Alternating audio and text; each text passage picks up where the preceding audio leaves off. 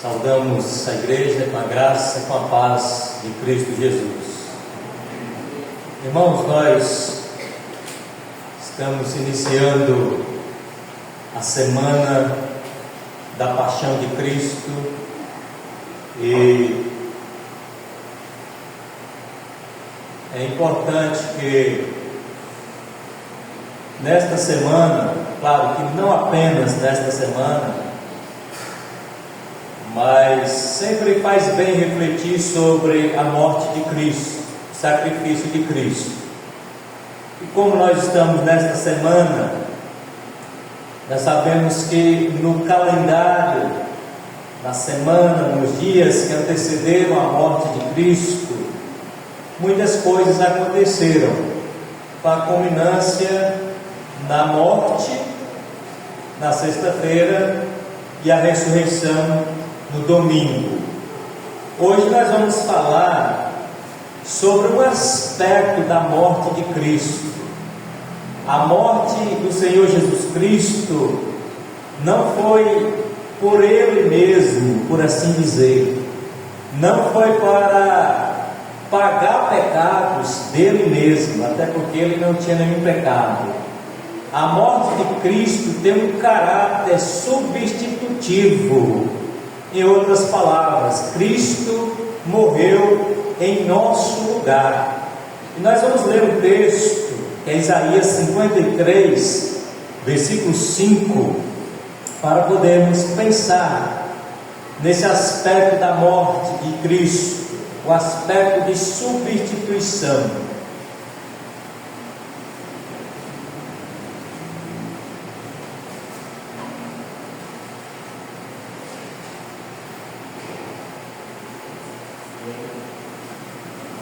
Isaías 53, versículo 5.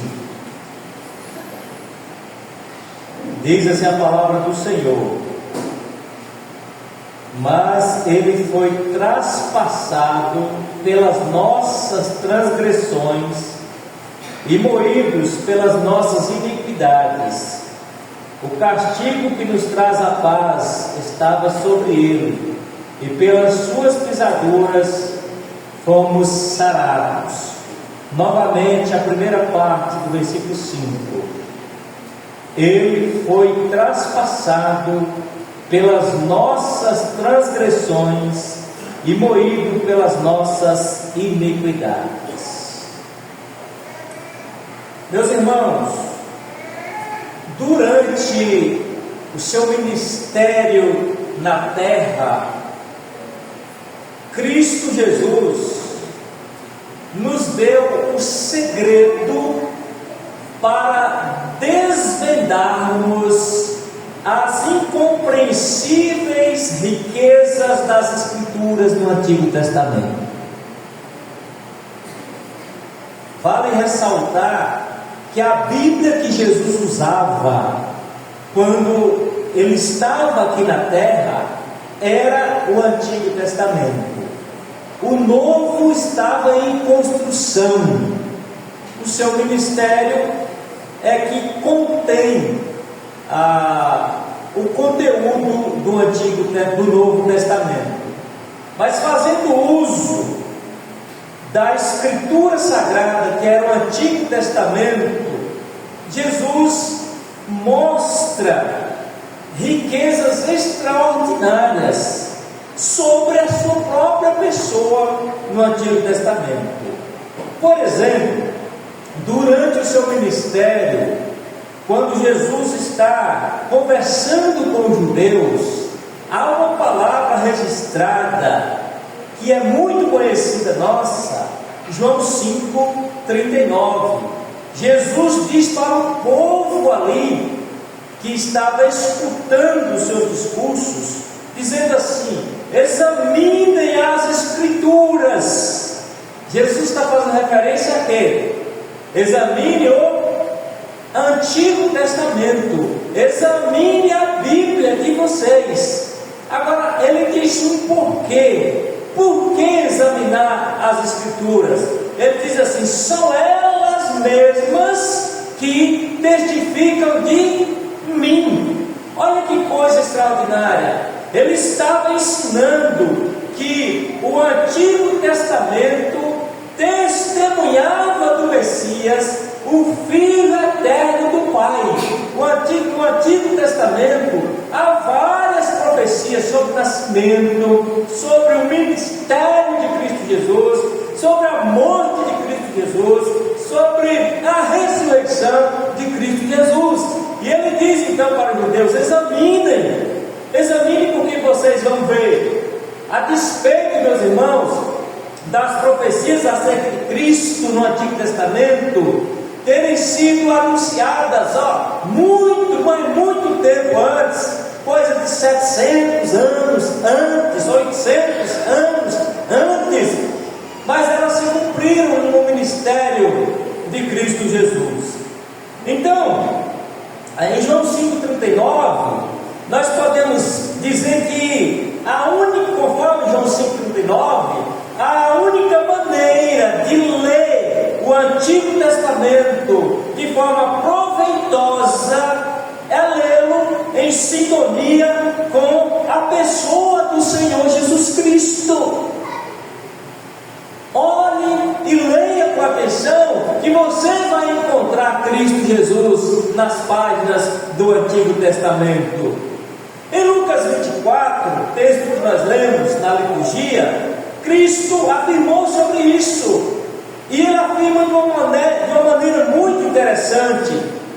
Os irmãos perceberam na leitura da liturgia que, ao repreender carinhosamente os seus discípulos no caminho de Emaús, Jesus disse para eles assim no versículo 25 de Lucas 24: como vocês são insensatos,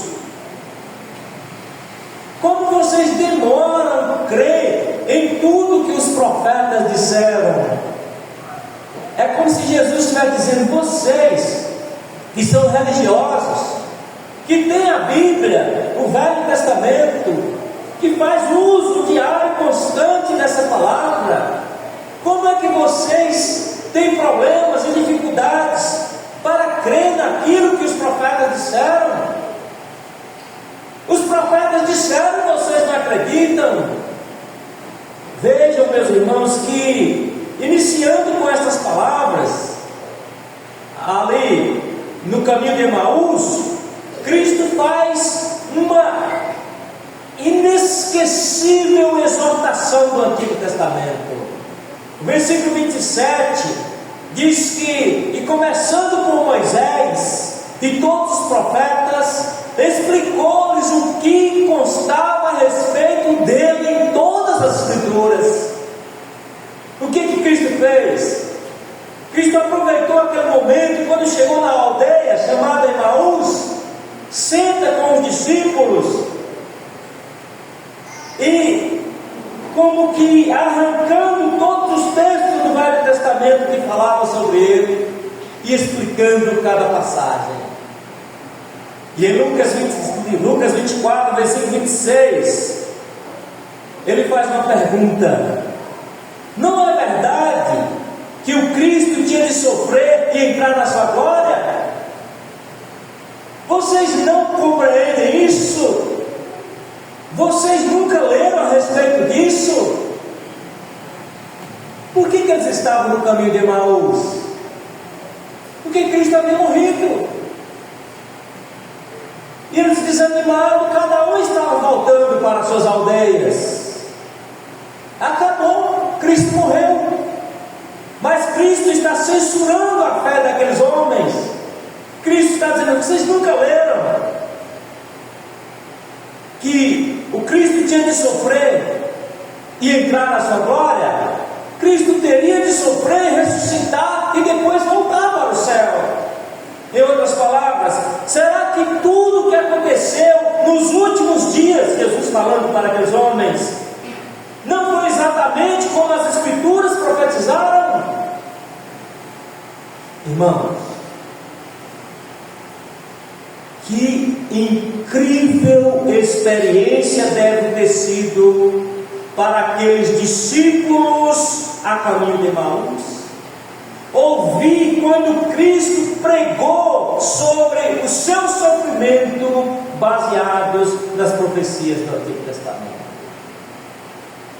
É tanto que no versículo 32 de Lucas 24, diz que eles disseram um ao outro, foram dois discípulos, disseram um ao outro: porventura não nos ardia o coração quando ele pelo caminho nos falava, quando nos expunha as Escrituras?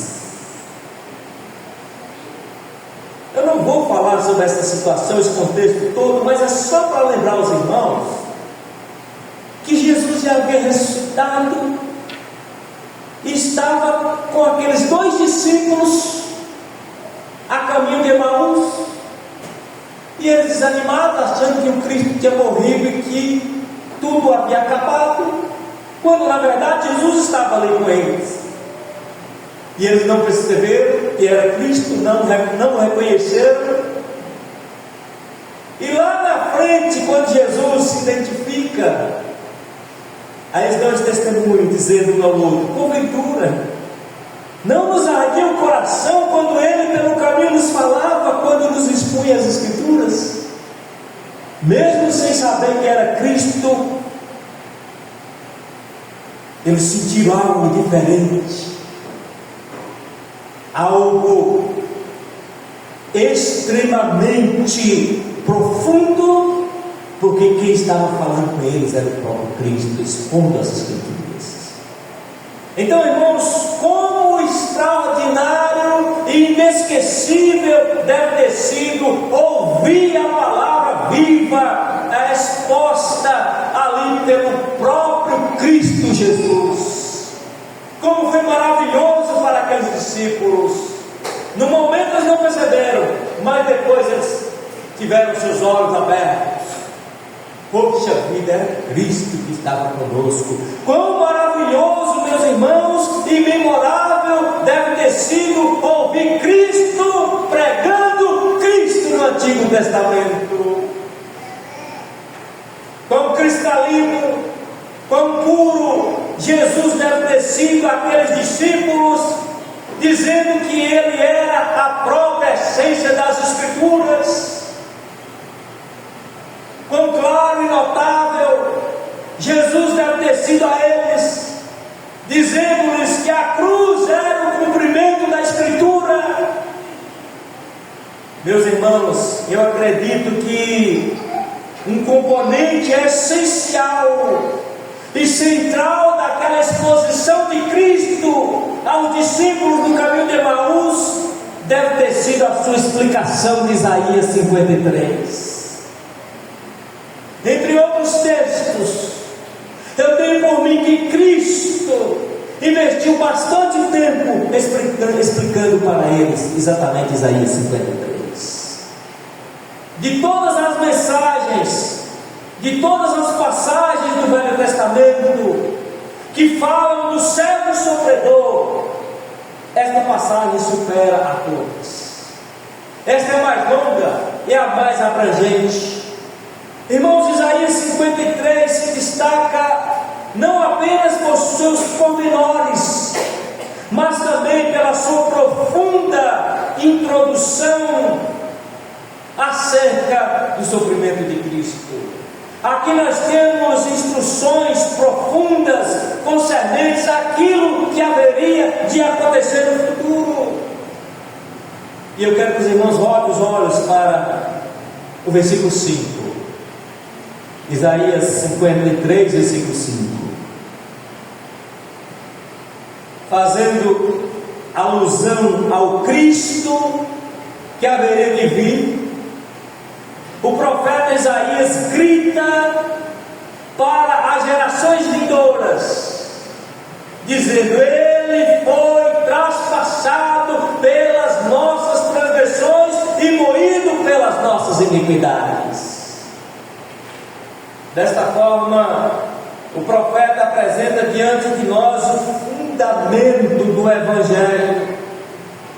E eu pergunto: qual é o fundamento do Evangelho? É a morte substitutiva de Cristo Jesus. A boa notícia, que é o Evangelho, é que Cristo morreu no meu lugar, Cristo morreu no seu lugar, Cristo morreu em nosso lugar. Isaías enfatiza, meus irmãos, que Cristo seria ferido, seria moído pelo mesmo povo que o desprezaria e o rejeitaria, e que gritaria num frenesi diabólico: crucifica-o, crucifica-o, crucifica-o. Cristo morre exatamente por esse povo rebelde. De fato, os autores do Novo Testamento registraram que Jesus tornou-se o substituto de homens e mulheres que são naturalmente hostis a Ele e ao seu Pai. Jesus tornou-se o substituto de homens e mulheres dignos da ira de Deus e do banimento da sua presença para sempre. Paulo, o apóstolo, ecoou esta verdade quando ele escreve aos Romanos, no capítulo 5, versículo 6, dizendo: porque Cristo, quando nós ainda éramos fracos, morreu a seu tempo pelos ímpios. Aí está, meus irmãos, o insondável Evangelho das Escrituras. Cristo morreu pelos ímpios. O eterno, o bem-amado Filho do Pai, voluntariamente tornou-se o substituto para homens e mulheres carnais, cujas mentes estão cheias de inimizade contra Deus. Foi exatamente por este povo, porém eleitos do Senhor, que Cristo morreu. Então, irmãos, como é espantoso o amor de Deus para com os filhos dos homens. Deus sabia que somente entregando o seu único Filho como substituto dos pecadores, é que a reconciliação com Ele seria possível.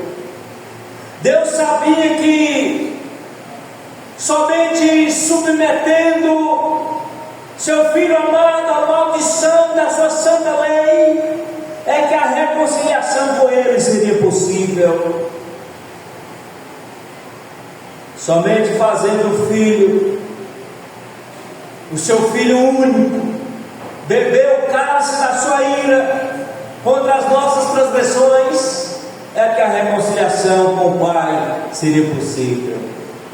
E ao dizer que Ele, Cristo, foi traspassado pelas nossas transgressões, moído pelas nossas iniquidades, Isaías define a essência da queda, a gravidade da queda de Adão e Eva, que contaminou o homem com o veneno do pecado, que esparramou para toda a raça humana. Irmãos, em Adão, todos nós violamos a aliança de Deus, e as palavras transgressões e iniquidade aqui no texto estão diretamente relacionadas com essa violação.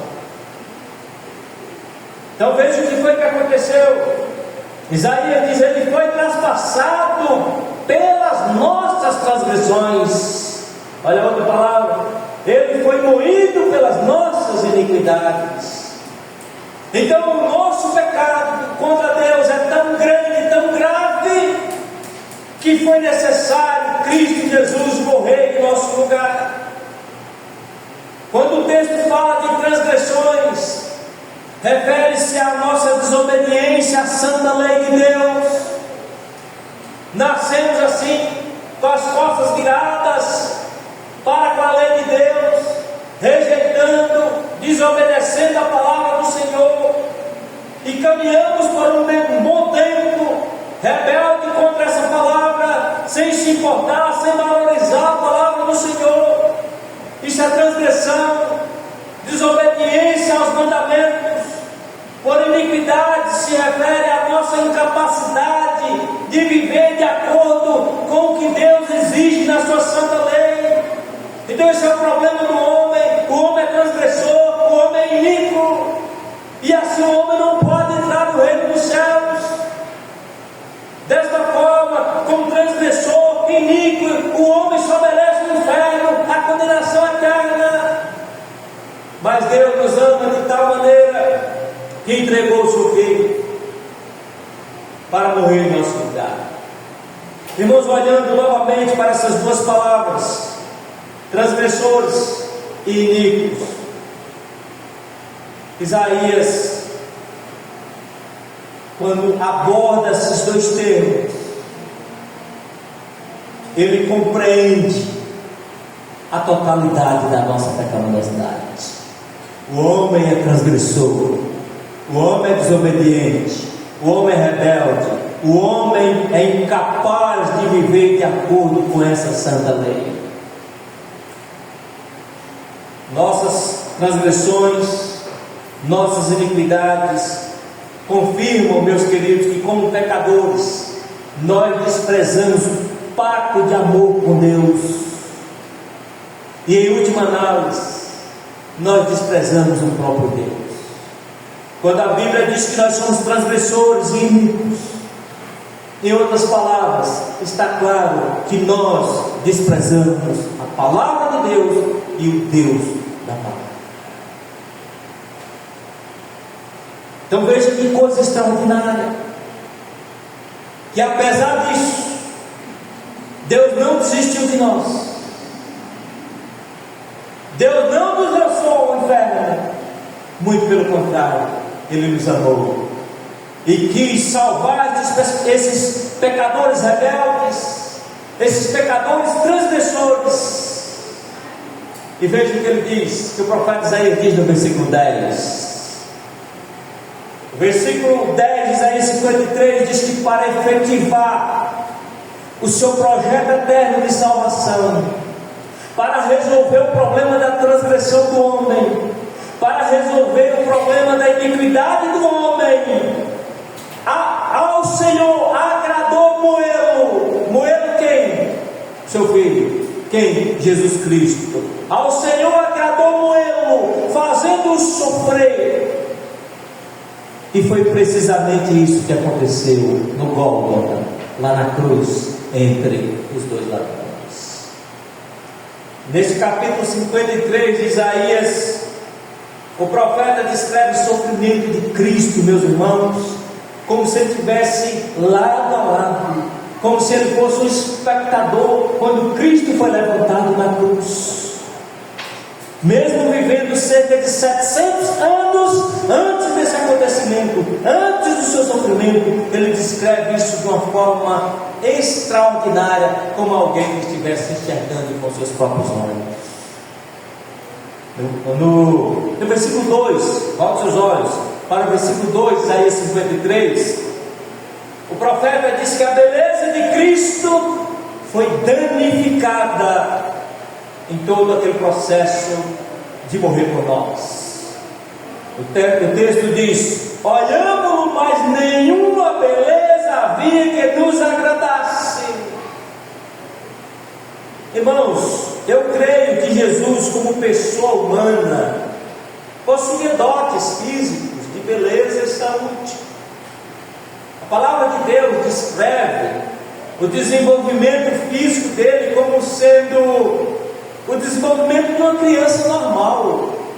O evangelista Lucas, por exemplo, diz que ele crescia, Jesus crescia em sabedoria, estatura e graça diante dos homens.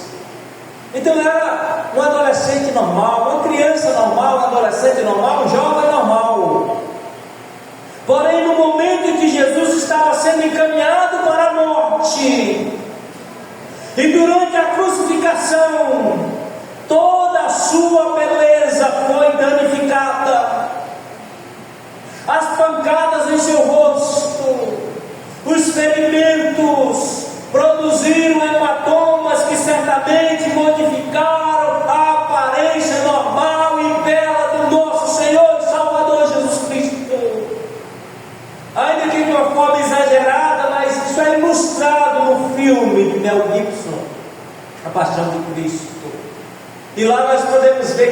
coisas terríveis, o rosto de Cristo sendo desfigurado.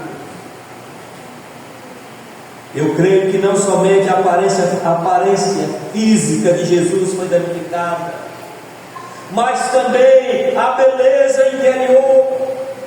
Pelo menos no momento em que ele sentiu o peso dos nossos pecados, já que nós estamos falando de substituto, então ele arrancou os nossos pecados, ele tomou sobre si os nossos pecados. Então, naquela situação de levar os nossos pecados sobre si, quando ele grita: Deus meu, por que me desamparaste?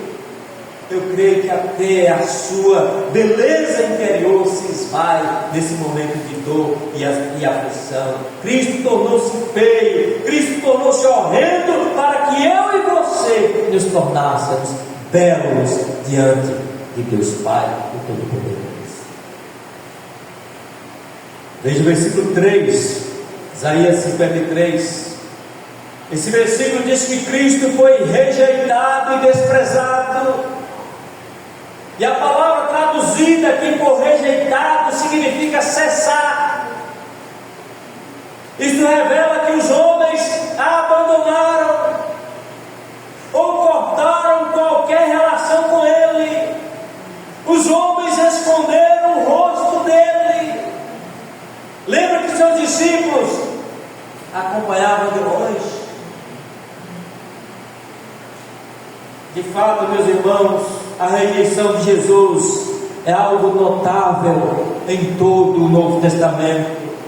Em Mateus 2, versos 16 e 18, nos é dito que ele foi rejeitado e perseguido pelas autoridades romanas. Em João 11, fala que ele foi rejeitado e perseguido pelos líderes judeus. Em Marcos 15, mostra que ele foi rejeitado e perseguido pelo seu próprio povo. João descreve esta rejeição de Jesus pelo seu próprio povo, dizendo que veio para o que era seu e os seus não receberam.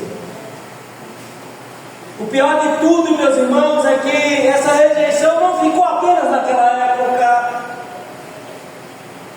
O pior de tudo é que ainda hoje Jesus continua sendo rejeitado. Porém, a rejeição de Cristo trará consequências terríveis e inevitáveis para aqueles que assim procedem. Aqueles que viram as costas para Cristo, estes certamente nunca receberão os benefícios da redenção de Cristo efetivada na cruz.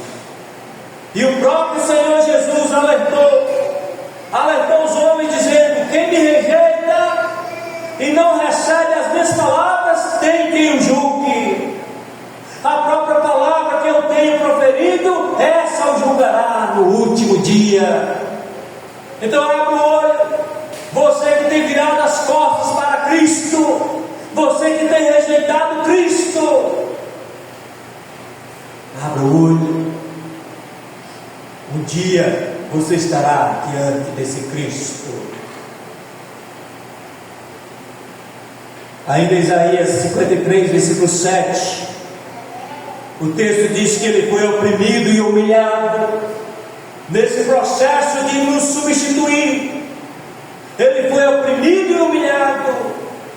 E a expressão oprimido, meus irmãos, representa o resumo das afrontas, o resumo dos ultrajes que o Senhor sofreu em consequência dos nossos pecados. Só para os irmãos terem uma ideia, o termo oprimido é o mesmo usado para o tratamento cruel que os escravos recebiam dos seus senhores no Egito. Era algo estarrecedor, algo terrível. Durante o tempo de sua humilhação, Isaías diz que ele não abriu a boca. Da mesma forma que um cordeiro, quando é levado para o matadouro, ele não abriu a boca. Aceitou a missão de ser o nosso substituto, sem reclamar, apesar de todos os ultrajes. Isso significa que Jesus sofreu em silêncio, aguentando toda a carga e as consequências do meu, do seu, dos nossos pecados. Jesus sofreu em silêncio, sem queixar-se da injustiça de seus perseguidores. E às vezes que Jesus Cristo abriu a sua boca na horrível cruz, não foi para proferir qualquer maldição contra os seus assassinos. Ao contrário disso, ele abriu a boca dizendo: Pai, perdoa-os, porque não sabem o que fazem. Segundo momento que ele abriu a boca na cruz, foi quando ele disse: em verdade te digo, referência àquele ladrão arrependido, hoje estarás comigo no paraíso. A terceira vez que ele abriu a boca na cruz foi quando ele olhou para Maria e disse: eis aí o teu filho, apontando para provavelmente o apóstolo João, que a partir daí teria a missão de cuidar de Maria. Ele diz: mulher, eis aí o teu filho. Depois disse ao discípulo: eis aí a tua mãe.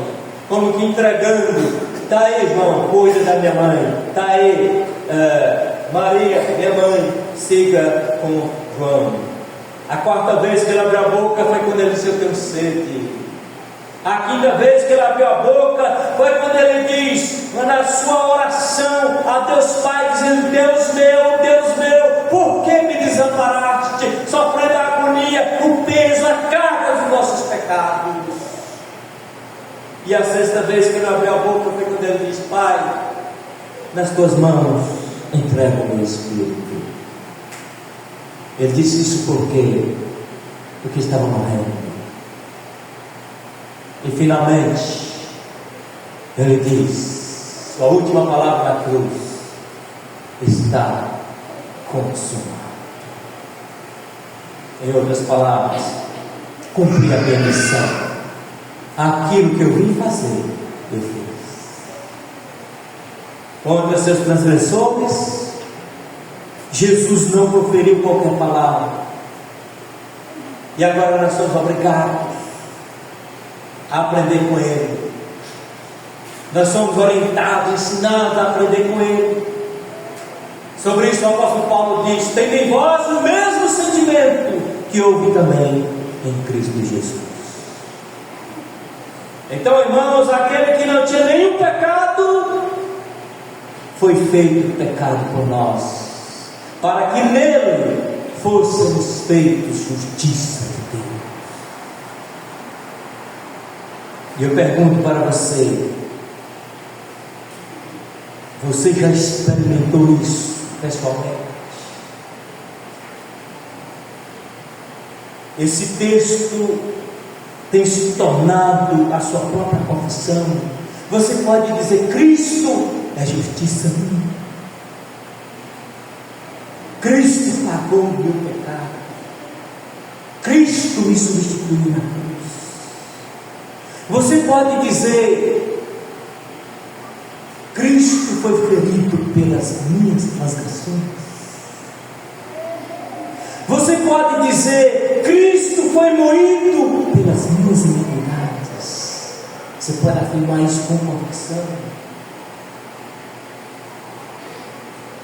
Se isto não é uma verdade para nós, se eu não posso dizer que Cristo foi ferido pelas minhas transgressões, se eu não posso dizer que Cristo foi moído pelas minhas iniquidades, então um futuro tenebroso nos aguarda, quando nós mesmos, por conta das transgressões, por conta das iniquidades, por conta do pecado, vamos ser eternamente feridos por nossas transgressões. Se eu não posso dizer hoje: Cristo foi ferido pelas minhas transgressões, Cristo foi moído pelas minhas iniquidades, então há um futuro que nos aguarda, onde nós mesmos teremos que ser moídos pelas nossas iniquidades, por um Deus justo, que de maneira alguma terá por inocente o culpado. Se Cristo não morreu por você, você terá que morrer. Se Cristo não sofreu o seu inferno, você terá que sofrer.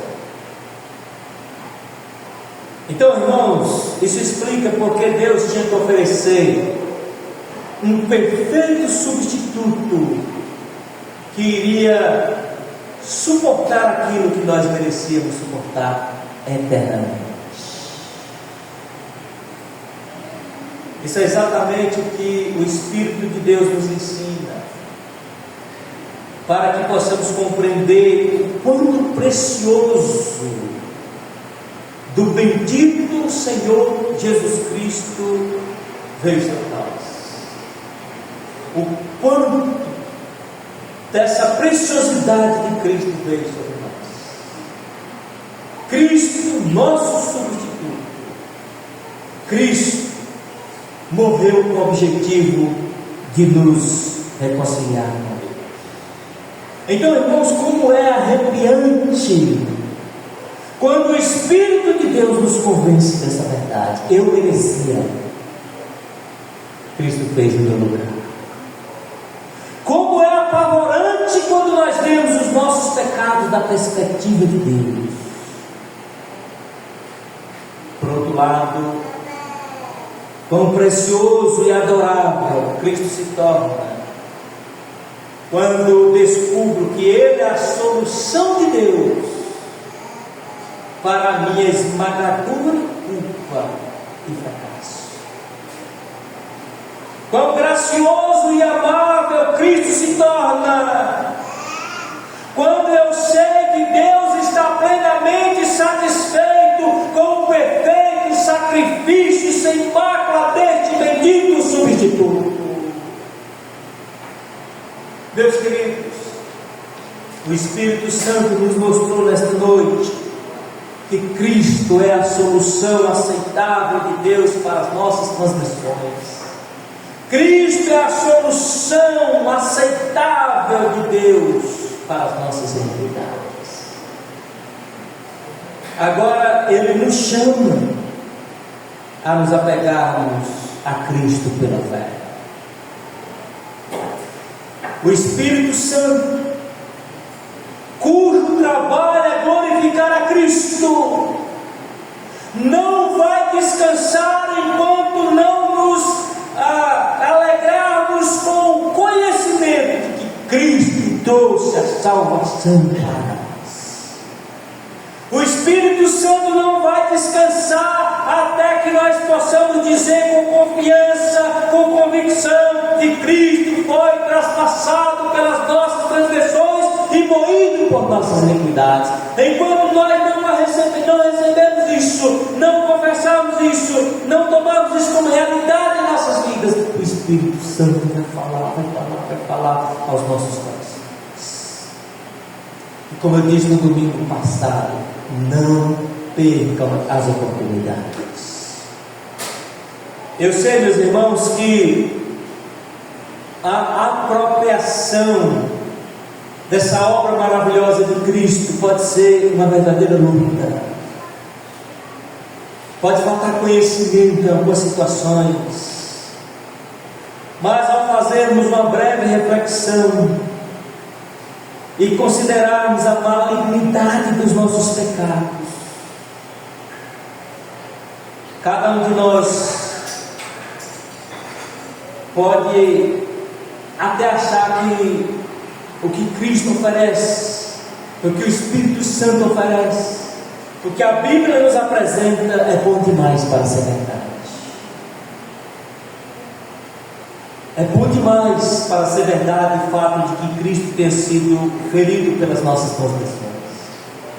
E na verdade essa é a mensagem sugerida pelo inimigo. O inimigo quer colocar em nossa mente isso, mas não acredita nisso não. Isso é bom demais para ser verdade. Pois bem, esta é precisamente a riqueza do Evangelho. Esta é a boa notícia. Esta é a palavra de Deus. Então, se você tem fome deste Cristo, se você tem fome dessa justiça de Cristo, se você pela fé tiver tocado a barra do manto de Cristo, isso é um testemunho valioso de que a palavra de Cristo, de que a palavra de Deus ganhou lugar no seu coração.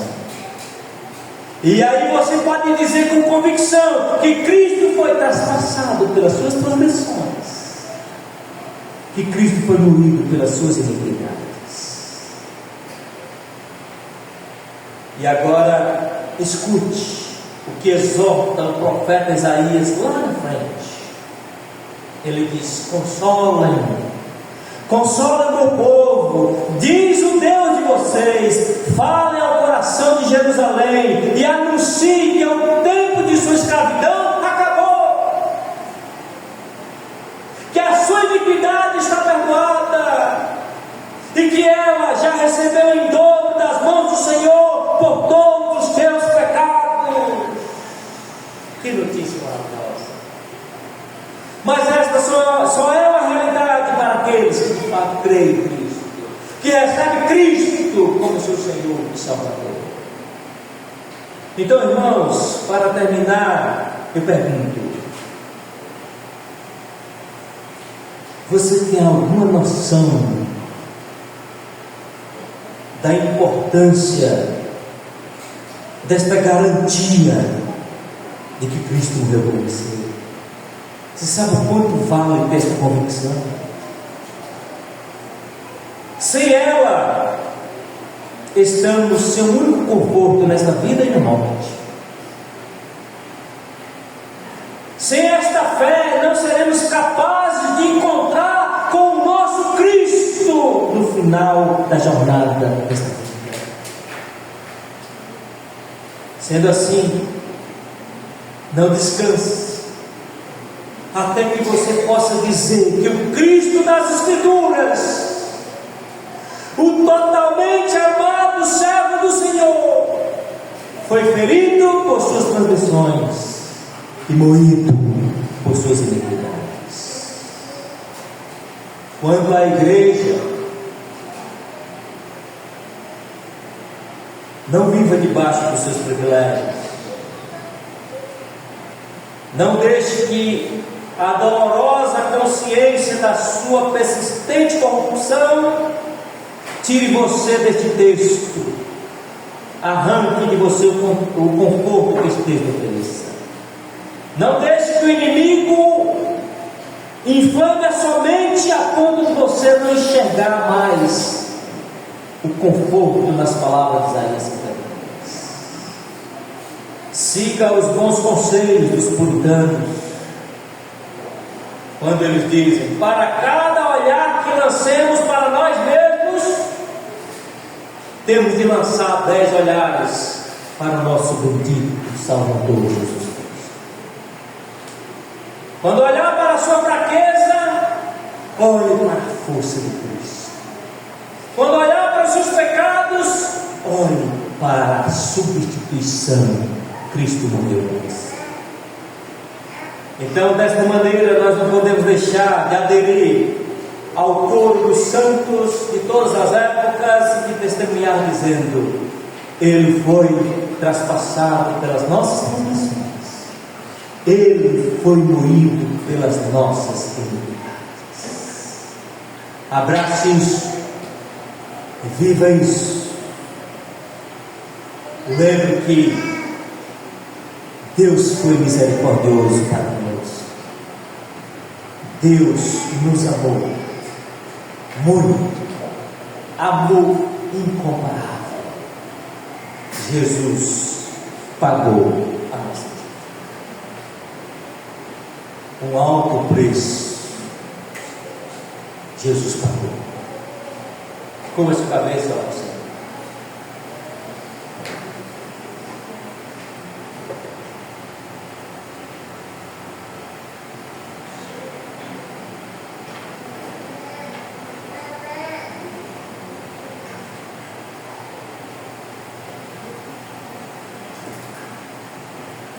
Oremos.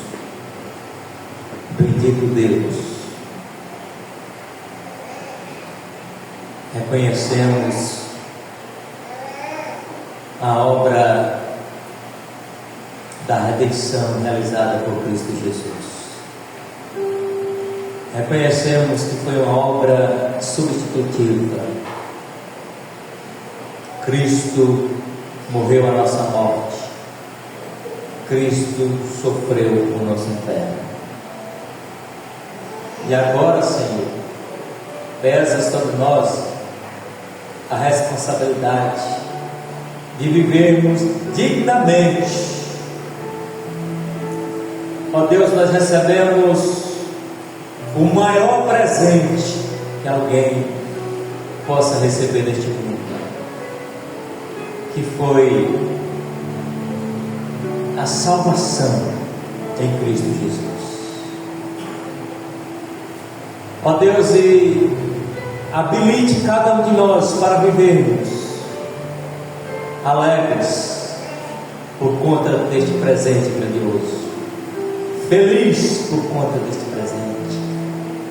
Ó Deus, pessoas engajadas na obra do Senhor por conta deste presente, pessoas de bom testemunho por conta deste presente,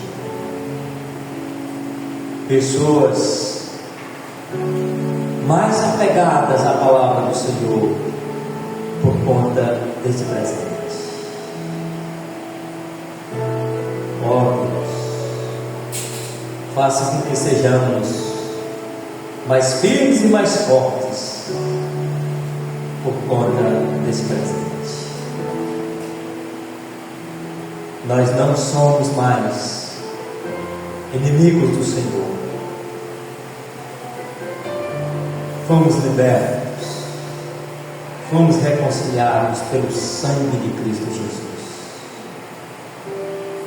Ó Deus, e que a igreja viva isso, compreenda isso, e daí possa ter todas as razões e motivos para servir ao Senhor com toda a força, com toda a alma, com todo o entendimento.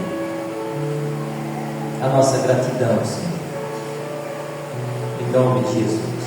Amém. De pé, meus queridos, que a graça do nosso Senhor e Salvador Jesus Cristo, que o amor de Deus, o nosso Pai, a comunhão e as consolações do Espírito Santo sejam com todos nós, hoje e para todos sempre.